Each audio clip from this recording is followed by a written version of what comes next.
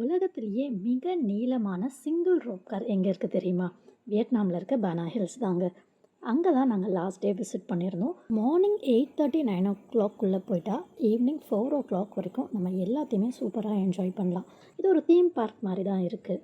Ticket price பார்த்தீங்கன்னா Indian மணியில் ஒருத்தருக்கு 4000 ரூபா. 2 மலைக்கு நடுவில் தான் இந்த கேபிள் காரை ரன் பண்ணுறாங்க. இது கிட்டத்தட்ட ஒரு 5 கிலோமீட்டர் டிஸ்டன்ஸ் இருக்குது. ஸோ ஃபஸ்ட்டு நாங்கள் போன மலையில் தான் கோல்டன் ஹேண்ட் பிரிட்ஜ் இருக்குது. நிறைய ரீல்ஸில் இந்த கோல்டன் ஹேண்ட் பிரிட்ஜை பார்த்துருப்போம். ஸோ ஃபஸ்ட் டைம் நான் வந்து கேபிள் காரில் ட்ராவல் பண்ணது அண்ட் கோல்டன் ஹேண்ட் பிரிட்ஜ் கிட்ட இருக்கிறத நினைக்கும் போது எனக்கு ரொம்ப எமோஷ்னலான ஒரு மூமெண்ட்டாக இருந்துச்சு.